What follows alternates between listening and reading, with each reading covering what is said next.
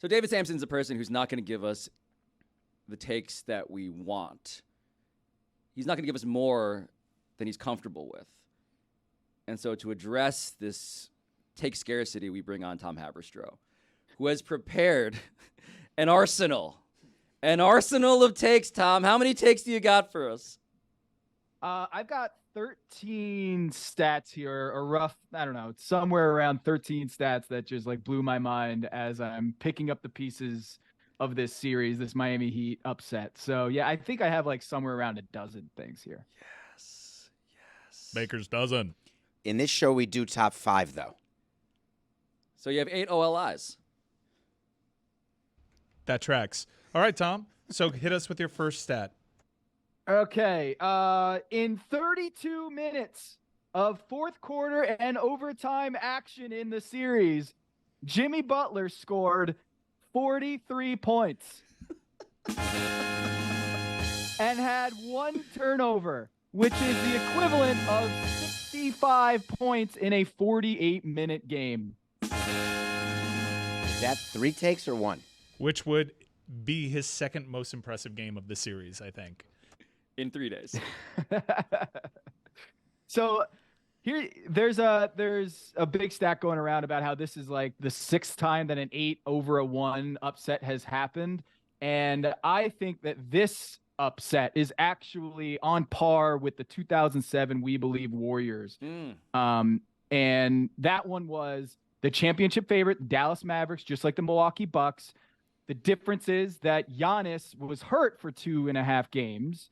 And then Dirk wasn't hurt in that series. So I understand that. However, to the Heat haters out there who are pointing out the Giannis factor, I will point this out. Here's the counter. In the 91 minutes that Giannis Antetokounmpo played in this series, the Milwaukee Bucks were outscored by 16 points. And when Giannis was off the floor, they were outscored by 10 points, which means, if you do the math, the Heat were better off in this series with Giannis Antetokounmpo on the floor than they were when he was on the bench. Huh. Interesting, Tom. Interesting. They won the series without Tyler Hero. That debate makes no sense to me. Jeremy Taché is now high-fiving Tony, who has been thirsting Let's go! for that high five all goddamn. Let's go! Just slide in when he doesn't see it. Kevin Love. We want to talk about Kevin Love for a second. Oh, yeah. Kevin Love, who was banished to the Cleveland Cavaliers bench. I thought he was cooked, Tom. I thought he was out of the league, effectively. Not me. Always believed. This guy who was benched on a team that just got basically swept by the New York Knicks in the first round, the Cleveland Cavaliers, had no use for Kevin Love. However, in this series against the Milwaukee Bucks, Kevin Love, champion, Kevin Love, had 5 blocks in the series. Giannis Antetokounmpo had 2, which means Kevin Love has 2.5 times more blocks in this series. Can we get? Are you about to say that Kevin Love on the court, the Heat had a better plus-minus than with Giannis on the court? Therefore, Kevin Love, by the transitive property of crappy stats, that Kevin Love is better than Giannis? That's what I'm saying. That's okay. what I'm saying. I love this man with my whole heart. Tom, just quickly, a sidebar. It looked like the Cavs could have really used Kevin Love. They got eaten up inside. I know Kevin Love brought different things to the table and how he was used by Miami, but in retrospect, why'd they get rid of him? Man, because they just wanted to get ruined on the boards by the Knicks. I mean, Mitchell Robinson looked like an MVP against that team because Evan Mobley just got bullied. Jared Allen got bullied. Donovan Mitchell couldn't hit a shot. I think Kevin Love could have helped the team from the shot-making department and the rebounding department. And as you saw against Giannis, like, he's really good defensively. When he lines up for a charge, he gets the foul on the opposing star, and it goes the other way. So Kevin Love, very underrated. And, of course, the Cavaliers are in Cancun, and the Heat are moving on in this series. Guys, can I ask you, do you want to hear a Bam Adebayo stat for you? Yeah, I think it's only fair at this point. I can't wait. Bam Adebayo in the fourth quarter and overtime made more jump shots last night than the entire Milwaukee Bucks team. Jeremy is in the back right now. Fart Bear is just erect. Look what he's doing. Let's go! I'm beside Bam. myself. I love you, Tom. Bam was 3 for 7 on Standing jumpers up. outside of 10 feet, and the Milwaukee Bucks were 2 for 16. 2 for 16. Okay. You know When you we did. talk about upsets in playoff history, we're talking about the Miami Heat, who, yeah, they were gifted in some sense that Giannis was out for a couple games. But did you know that in this series, the Miami Heat were underdogs for all 5 games, including in Game 5? They were 13-point underdogs. 13-point underdogs. And the Heat won 4 out of those 5. The only time that I could find that a team was a 13-point underdog or larger in the playoffs since 1995 while being up in a series and winning, the Miami Heat last night. Miami Heat last night, 13-point underdogs. We've only seen it 51 times in the playoffs since 1994, which is, 1.5 times every postseason. This is insane. The fact that this Miami Heat team, after what they did in the first 4 games of the series, were 13-point underdogs, basically the same spread as we saw from the Atlanta Hawks without DeJounte Murray playing against the Boston Celtics the other night. Tom, is this The odds season were the same. is this season a failure if they don't beat the Knicks? Is this season? No, they just knocked off Giannis Antetokounmpo and Drew Holiday, who a few days ago, Drew Holiday was named by the players, by the NBA peers, as the most underrated player in the NBA, the best defender in the NBA. And Jimmy Butler just absolutely shredded him. So this is a guy, Drew Holiday. Yes, they didn't have Giannis for a couple games, but Drew Holiday has the utmost respect from his peers as a defender. Yes, I've been trying as to say underrated. this.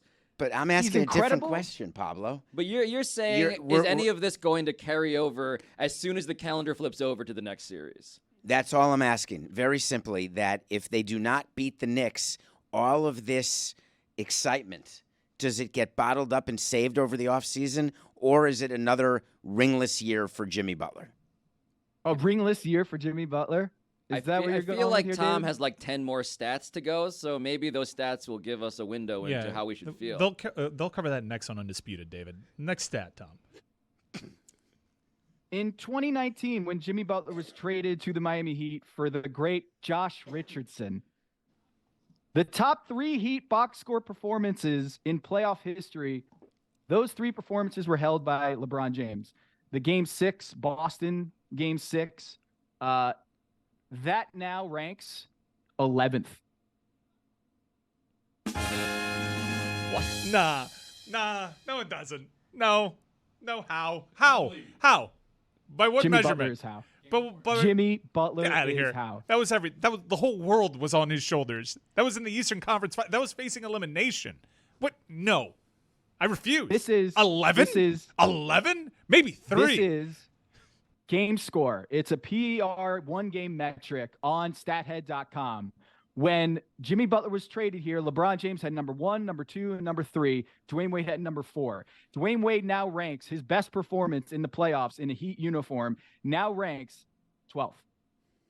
No, here's the game score. First round. Okay, that was the first round. Let's relax.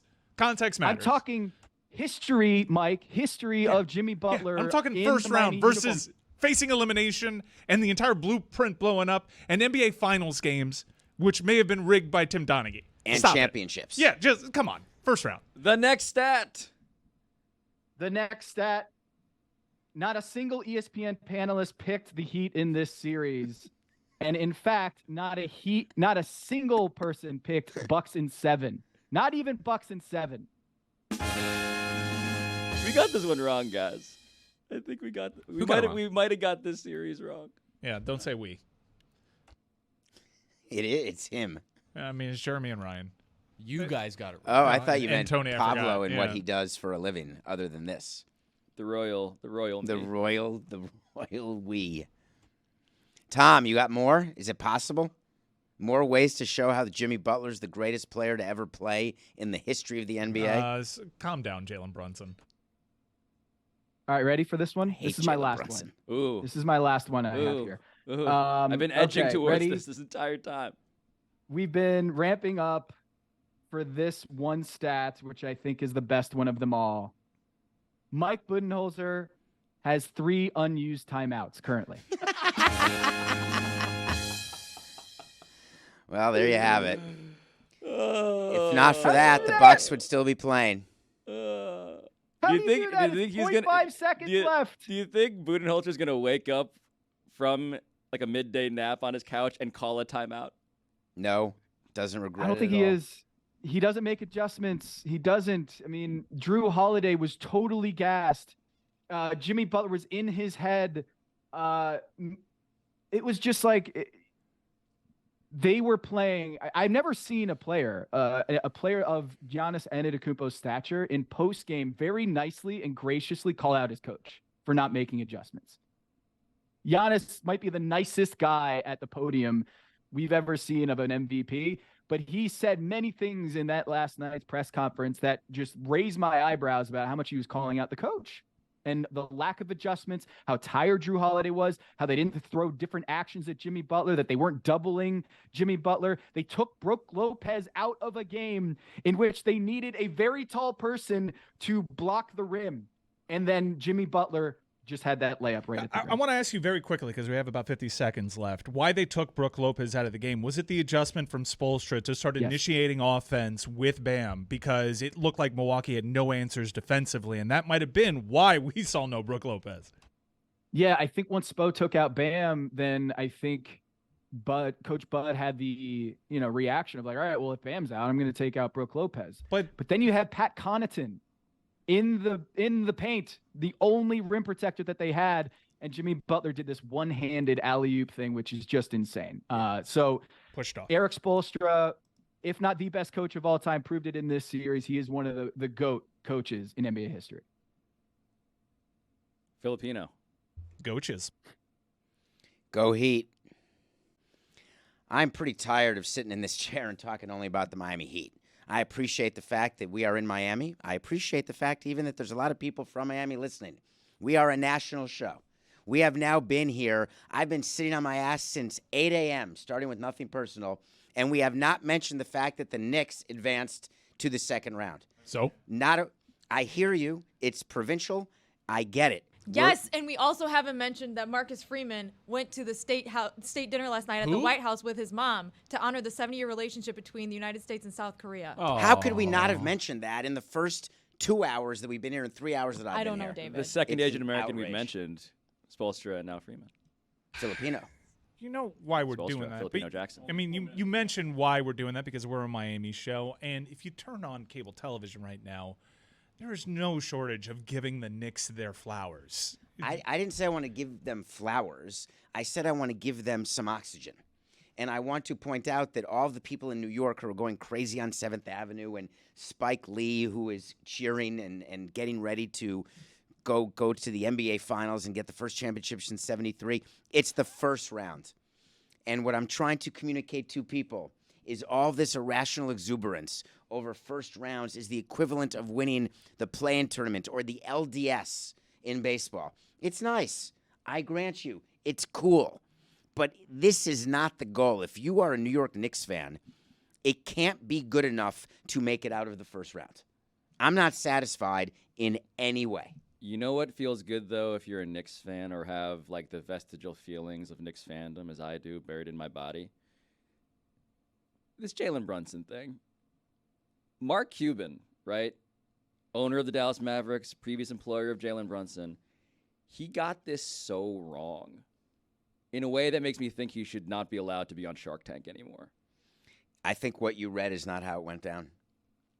I've not been experienced in a way where Mark Cuban, what he said publicly, where he said we didn't have an opportunity to counter. He said, you're going back to that, aren't you? I'm With going to him the fact to that the Knicks. Jalen Brunson was on the Mavericks and the Knicks signed him away with a contract that looks like the greatest bargain in the NBA. He had right an now. agreed-upon deal.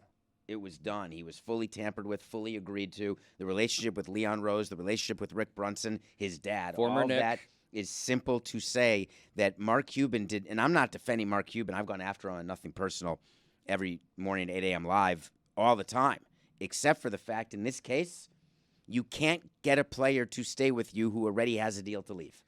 But Jalen Brunson was signed for such an under-market contract relative to his actual skill that it is clear that everybody got this wrong, including Jalen Brunson. Jalen Brunson. Did he get it wrong? He didn't hold out for more money.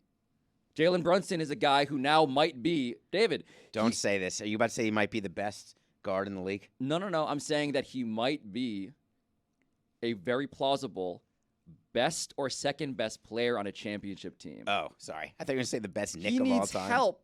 I'm not saying this Knicks team is going to win the title, but I believe that when you go through the odds of the Eastern Conference and you look at, okay, there's the Heat, there's the Celtics, there's the Sixers, and there's the Knicks. A really fun Final Four, by the way, of insane. The Celtics unhinged haven't quite fan won bases. yet. But to that point, the Knicks are plausibly going to be in the NBA Finals. Plausibly. Oh my God! Please stop. All right, so Mike, David we can't say they're not. You cannot they're convince favorites. me. They're slight favorites against the Heat, according to our friends at DraftKings Sportsbook. But I do want to circle back.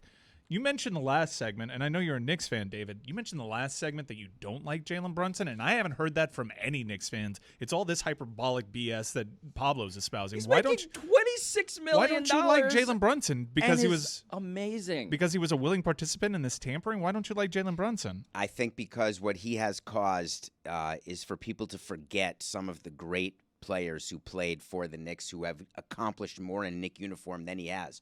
What has he done? Has he done that, or has like the media done or that? have the Knicks done Again, that by I being don't. stinky? First of all, if you're going to criticize me, I don't hate Jalen Brunson. I've never met him, so he may be the greatest. You said guy you in the didn't like Jalen Brunson. I Tom, don't which is- like him as the position of being this Knick god.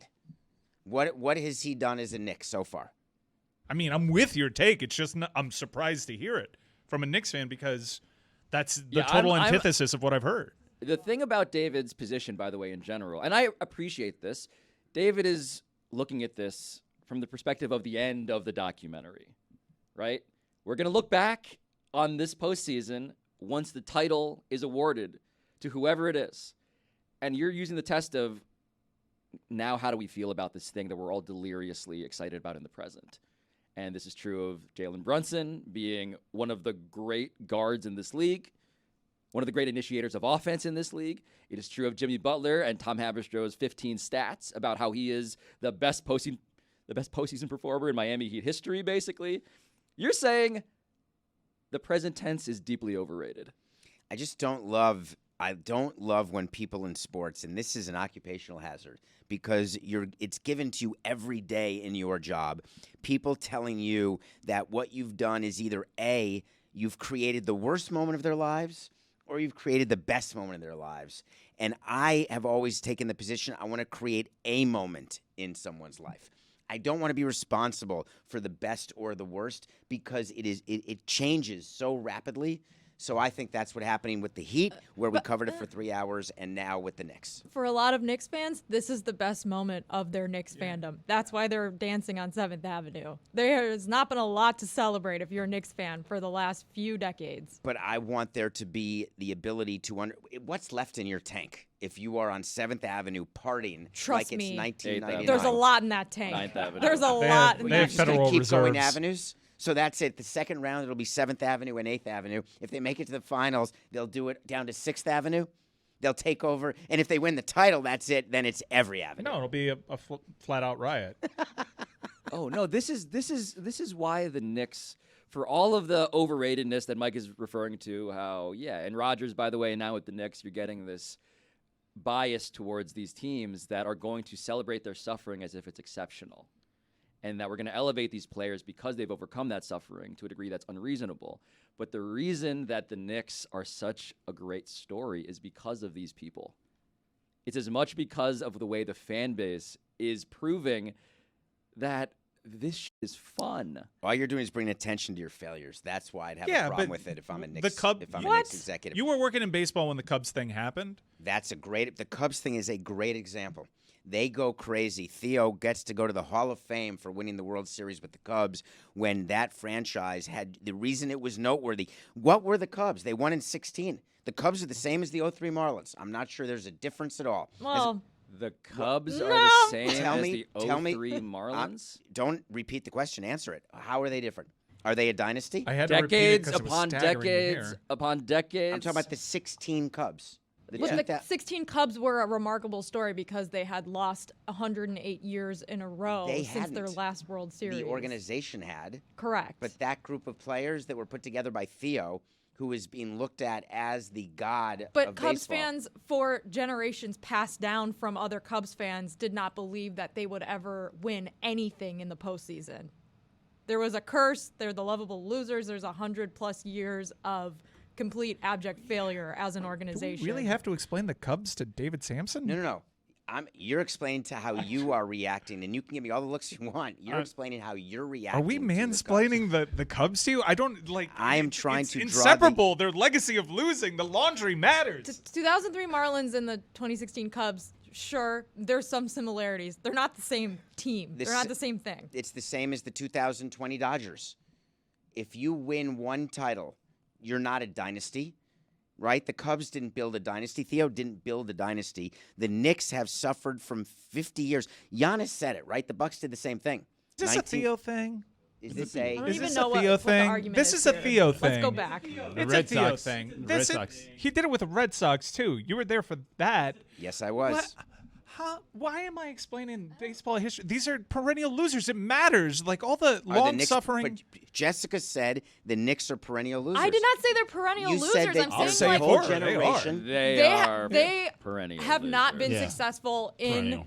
decades in the postseason, right? Correct? Yes. The greatest moment in modern Knicks history since the mid-90s, late 90s Knicks Heat stuff, that era, was Linsanity. Yes. No, it was the guy on the street saying "Bing bong." Right, That which was I 10 think years built up. ago. No, Bing Bong happened That was 2 years ago. 2 years ago. Yeah. Which I think built up momentum into this fandom reaction to the Knicks winning this series. Correct? Yeah, like, But to me, I want to celebrate winning something that matters. I don't this want to matters. be in charge. It It doesn't. You don't think winning in the first round matters? I Have you not don't. been here for this entire show? This Y- matters yes, to fans. that's my point. Well, this is why I mean, David I've Sampson kind- has been driven crazy, by the way, is that I'm David... so confused about David's what's happening brain... Okay, right so now. David's... I'm trying to be as clear as I can He's possibly actually be. kind But then of you compare the agreeing 2003 with me. Marlins No, to the what- 2016 Cubs. Because it's a one title, not a dynasty. I mean, David- I have been the guy saying let's slow down. It's the first round against the Bucks, and let's not make Julius Randle Chris Bosh, and let's not make Jalen Brunson Dwayne Wade. But I'm just really shocked to hear this perspective from a so-called Knicks fan. One championship, David Sampson, is not enough. It's not enough to justify the hyperbole that he perceives all of us engaging in, because history to him Thank you, Pablo. is not as relevant as you think. That is David Sampson's It's an age worldview. thing too. It's an age thing too. Him actually being able No, to what- remember the glory I'm days. just confused. Like, are fans, when you win a series in the playoffs, you're supposed to just like be like, good game, shake everyone's hands, and then you go What- home what and Da- sit Da- I what want to alone in leave a dark some room for improvement in the celebration. You don't that think they doesn't can go celebrate to- more then? You're like, okay, they burnt out all the celebration juice. Like, if they win in the second round now, no one's gonna do anything. 'cause they What wasted platitudes are left for Jimmy Butler currently? It. Well, this is Try me. I got a platitude. Ring Yeah. plus minus. But but Juju, this is David's whole position, is that he is actually counting the rings. He's an alpha. But this Pablo. is- but this David is- Sampson is an alpha male. That's not a real thing. He is an alpha male. He's a guy that listens to Giannis and says, "Loser, give me Matthew Tkachuk." He's an alpha male. David Sampson. Not a real thing. No, Nick Saban said it best. Mediocre people don't like high achievers. Nick Saban also said D's nuts. Like, what's your point? Affleck commercials. And high achievers don't like mediocre people. I think David Sampson I just hates want you to us leave because room. Let he people ain't us. enjoy things. Just leave room for the improvement of joy. For Leave the room for D's possibility. nuts, David.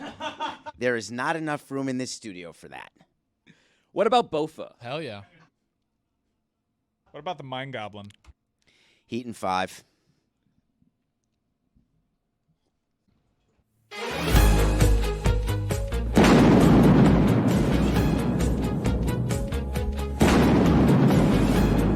Hey, we're hot on Thursday Thunder, folks. We're red hot. We're one for our last one. Yeah! I'm killing it. You know, last time I asked for the ball, like Jimmy Butler, I'm an alpha male. Failure was not an option. Not a real thing. I'm a high achiever, and I don't get along with mediocre people. So, we're going for 2 in a row. I, once again, asked to be playoff Jimmy. So this one is entirely me. Here are the picks for Thursday Thunder. Number 1, our first leg.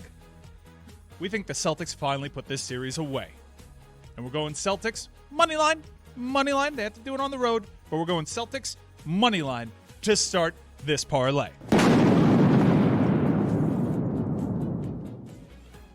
Number 2. I'm curious what our baseball expert, host of Nothing Personal, follow him on Twitter, at David P. Samson, thinks of this. I'm going to take Garrett Cole and the New York Yankees money line against the Texas Rangers. Is that good with you? I went the other way. I'm Nothing Personal pick of the day. Literally, I went with Andrew Heaney, who I drafted. Right. Draft day, drafted him, and he's going against Cole. I'm getting plus 145. Happily. On Always Personal this morning, I picked the Celtics, though, so keep doing your thing, baby.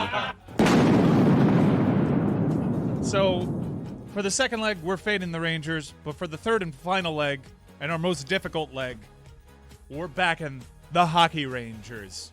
It's been a weird series between the Devils and Rangers. Usually is when those two teams get together. We're going to go for a 5th consecutive road win in this series, and we're going to take the New York Rangers. That is our Thursday Thunder. Mike, sure. Wait. Oh, yeah, I got what? housekeeping. Oh, yeah, do that. Presented by DraftKings Sportsbook, an official sports betting partner of the NBA. And right now, there's a limited time offer for new customers. Use code Dan when you sign up on DraftKings Sportsbook app to check it out. The recently resigned Mike Schur texts in, Hawks cover on a late 38-foot garbage 3 by Trae Young. Is it a road game if you sleep in your own bed? We would not look at that as a road game. But you have to deal with the crowd. No, doesn't come up, actually. Wow. It's about the annoyance of It doesn't taking- matter in baseball. No, it's any sport. The traveling party, Clippers, Lakers. Is that a road game? I think quantifiably, though, home field advantage matters the least in the sport that you're coming from. Baseball. No, I'm talking about the Rangers, Devils. Yeah, I know, I don't which is view- what I think you're applying here. I do think home ice, even though in this series, as an example, your point matters that maybe the home ice advantage is diluted, although I imagine... Because there's no travel. It's such a pain in the ass, even though you fly privately, even though they have your hotel it better key not be waiting. Or do you think they're flying privately into New Jersey? No, I'm saying when you're actually on the road. Yeah. When the Panthers go to Boston, yes, they fly. Yes, they fly No, privately. actually, I'd rather... Nope, that's a fine. I didn't get to it $23. fast. No, you used the cough button. Yeah. Did I not get No. to that in time? No, No, it was the phlegm. And also, since the fine bucket got raided, you have to replace all of the money that was stolen from it, too. About $500. $1,700. Yeah. About 1.2 Who's billion. someone steal it? Someone stole money Someone from that stole fine bucket, all and of it's it. one of the Yeah, great when Bob the underreported engineer stories. had his goodbye party, the Wait, money can we disappeared. talk about this? Someone in this room. Not in this Not- room. I live in Atlanta, Georgia. Okay. We did not have Road a game for Juju. All right, road game. Juju. The security camera footage will show that Juju was not here when this happened. All right. It'll also show that that cup was not pickpocket proof in the way that your shorts were. Where do you only keep it? Right there. Right here. You had $500 We in had that plastic hundreds of cup? dollars. Yeah, probably. The amount is uncertain. When we left the Clevelander, the money was in the cup. When we arrived here at the Elser, we realized the money is missing. There was $1 left in the cup. Over I assume $800. someone took it to safeguard it during the move. Then bring it forward. No, amnesty to that person. There have been We ample will not opportunities. persecute them or prosecute them. Yeah, we will not prosecute you. You will be act in good faith. persecuted, but you won't be prosecuted. Yeah, You we will be act in- fired. Is the deal we're How about offering. fire? No, we're No. offering blanket Amnesty. amnesty. Immunity? Yeah. Yes. No, Dave, I'm you're our offering. Like union Survivor. rep. Hold Parlay. on, Dave. You're our union Parlay. rep. Nobody's getting fired here. Come on. No, Oh, come on. I'm arguing I fire. like it. I like it, David. Whoever You're telling did me it, that you're you the want to Got a it. place where someone steals Market. $500 from a cup. I and just want the it's money okay? back. I don't care, whatever your reason is. What your we'll do is reason we'll turn off the lights, okay? Nobody look. Put your heads down. If the money's back there, we're good. I will say that I don't think David took it, and I don't think Juju But took he it does just have to based off repay of- it. Yeah, but Yeah. you do have to pay that fine. All of the money, though. No, that's not why. Yeah, that's the rules. Like, we make the rules on the show. You come on the show, you have to follow the rules. It's like Pay a against the fine. spread. Yeah, kangaroo court. Right now, leading candidate, Chris Whittingham. It's a perfect crime. It's the worst to bring up someone who's not here to defend himself. That's just I wrong. can see it, though. I cannot. He does like stealing stuff, He did need Money, new clothes for his new job. aspects of my identity. Stugotz would like a word. Again, 2 on the nose. It's possible that Stugotz wanted to raise money to go watch the Knicks play in New York. That's possible, or to go to a Jets game. No, it's not possible. He called Jalen Brunson Rick and Josh Hart James Hart. Oh. He hasn't actually been watching sports in 5 years. The money Stugotz is stealing is Metal Arcs. So the way that we would figure this out is I would have gone to the videotape because everything is on tape here. But does this predate tape? Well, was there any tape in the Clevelander of any kind? If it happened before we were here, there is no record of it. Okay. The And I timing was don't the think we have a move. 24/7 camera on the fine bucket at all times. I'm not opposed to some sort of lie detector test. Ooh, Those that's a have good been proven idea. that they don't work, though, right? Big Joe They're Hopper. not admissible in a court of law. Yeah, and I'm anymore. not setting myself up for that. Like, No, but I'm not getting you. We're only asking about the cup. I'm We're not letting you asking get about some anything extra else. freebies in there. Play it. We're not asking about how often you go take a nap. No, or you don't come Nap? to work, or whatever it is. David, by the way, it's now clear. Is that what we're calling naps now? That's what we're calling naps. Okay. David, Sleep and David are in a tortured relationship. You were talking about how on the road, the thing that matters most is whether you're in your own bed. You yourself yesterday said that you sleep how many hours? From players' standpoint. How are Players you- will tell you that they like being on the road. It's interesting. The players who like being on the road, they're a certain type of player who likes being on the What road. type of They're player? married. The married type. The married type without you can shake your head all you want. I'm telling you how it is. And this is not, it's not like there's exceptions. There are certain players who bring their wives on the road, and those are the players who have either A, gotten in trouble, gotten caught, or B, there is family in the road city. The wife's family, not the players. Because the rule is that you can bring your wife on the trip, on the team plane, but we try to limit it. Because you have to take the executive bus if you have your wife with you. You can't take the player bus. Little known fact there, Normie. Those rules are your invention or standard practice in baseball/pro sports? They are standard practice that we followed, and we changed a few of them. We had a family trip where there was one trip where you could bring your wife and children on the plane, and that was it. And that was the players. We would speak to the players, and many of the players voted against any family trips. But the wives wanted them because they wanted to go on one road trip. But when you play Devils Rangers, one of the biggest pains in the neck about being on the road, and one of the great benefits of being on the road, is that you're in a hotel and you're alone. But both the Rangers and the Devils are going back to their own homes every day. There's not even a team bus to the game for either team. And in the Rangers case, or a lot of Rangers fans have made it over to New Jersey, I was kind of shocked. In Florida, as a hockey town, there's several franchises that come down here and totally take that arena over, be it the Maple Leafs, Montreal Canadiens, probably more than any of them, to a lesser degree Tampa Bay in the playoffs because they've had so much success over here. But I have never, in all my years, seen that building taken over by an opposing fan base like I did in Game 3, but more so Game 4. It was – people tend to exaggerate, and they say, oh, it was a, 50-50 crowd, or it was a majority of the Bruins. That felt like 55% Boston Bruins fans. But the question, and this is a question about not just hockey and not just baseball, but the NBA too, is what is home court advantage really then? Like I think with the Warriors, we just picked that game, right? Like the Warriors are playing the Kings. The Warriors are going to do this at home, try to close them out, where they are 33-8 in the regular season. They are 11-30 on the road. I still don't have a satisfactory explanation as to why that is. Well, what do you do with the data sample that their road trips are to Sacramento, which isn't too far away, which may explain how they just won the most recent game almost as much as De'Aaron Fox hurting his hand. Well, that's the thing. David, this is a multivariate equation, as I think you might say. There is the travel and the sleep. There is the crowd. What is the psychological boost? I'm harping still all week on like how the pandemic taught us things about how the crowd actually does affect our perceptions of the game as fans, as well as how the players feel about their jobs. We know it in this studio, David. You do this show remotely. Here you are in front of a crowd, and we've talked all week about how this has changed how you feel about what your job is and how you are to best do it. And this whole thing is a psychology question to me. And I don't think there's a good answer.